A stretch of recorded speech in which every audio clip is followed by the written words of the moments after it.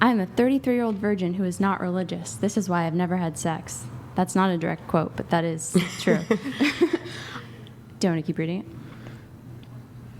Yeah, please. Yeah, okay. A 33-year-old virgin says there's nothing wrong with being a late bloomer and insists it's quite common for millennials to have never done the deed. Also not a direct quote, but yes. Lauren Harkins made the claim in an interview with Southwest News Service, revealing religion wasn't the reason why she's remained chaste. I'm a virgin, but I'm not traditional. Usually it's one or the other, but I'm just very content on my own, the Portland, Maine resident stated. That is true. Thank you, JJ. Okay. So, have you been on a date? I've never been on a date, no. Not even a date? I haven't, because I am very all or nothing, so I'm not going to go on a date with someone that I'm not interested in. I'm not going to waste anyone's time. I'm not going to waste my time. I'm not going to lead anyone on just to get a free meal. So, no, I've never been on a date with anyone. Have you been asked out on dates? I have. Okay. Yes. Have. Mm-hmm. How many times have you been asked out? Oh, golly. I don't know. I mean, asked out or like approached. I feel like asked out is kind of like next level. I feel like I've been approached more than I've been technically asked out.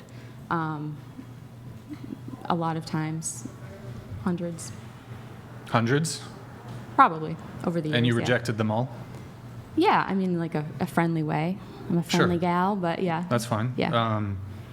None of them, and was it lack of physical attraction, lack of I mean, for me, it's everything. personality? It's like, it's lack of physical attraction, but I think it's also, it's something that you just feel. If I feel someone is not for me, again, I'm not going to waste anyone's time. I personally do think that there has to be that, that feeling there.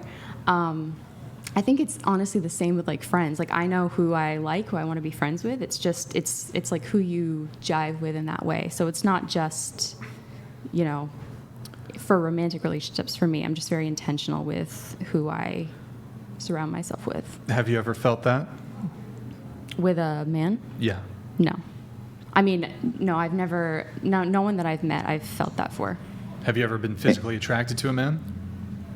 Yeah, I feel like I'm getting there. I feel like I've, to some extent, but also I feel like that, again, that emotional connection has to be there. So nothing specific that I can say, but Have you ever? And do you? I'm just curious. And maybe this sounds a little off. You don't have to ask it or answer if you don't want to. But do you suffer from any forms of mental illness by chance?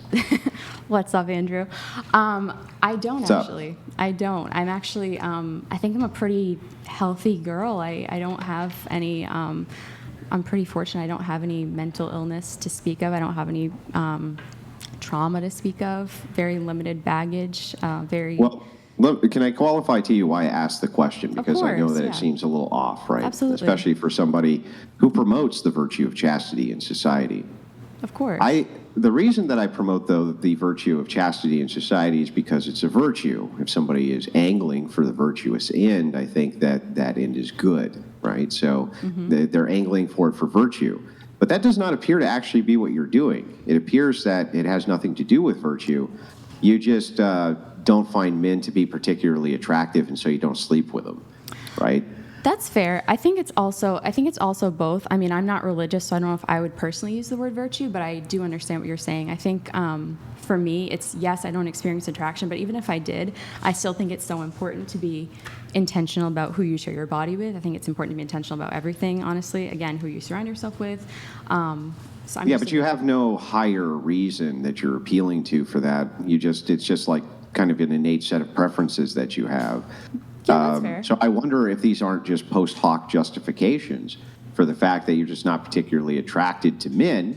And so you kind of justify these things by saying, well, I think that it's important. The reason that I'm not is because of X, Y, Z. It's like a justification for, for this factor. Now, I'm not beating up on you. I'm just genuinely curious because it's rare that you run into a secularist who is a virgin because, of course, generally speaking, people pursue that because it's some kind of virtue. So I'm just wondering, since it's not a virtue, is this just a post hoc justification for, well, I'm just kind of like a social weirdo, right?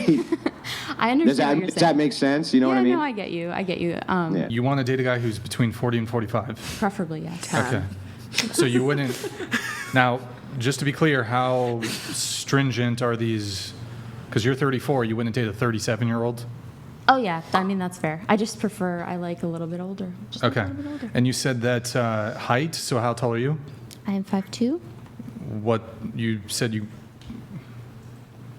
How tall would I? Yes. 5'10" to like 6'3". It's like Build a Bear. Yeah, just building boyfriends. Now, you also said that, I don't know if you specifically said money. Did you say money and status is very important to you? I said wealth and status, Wealth. yes. Okay. Yes. When we're talking about wealth, what are we talking about here? Millions?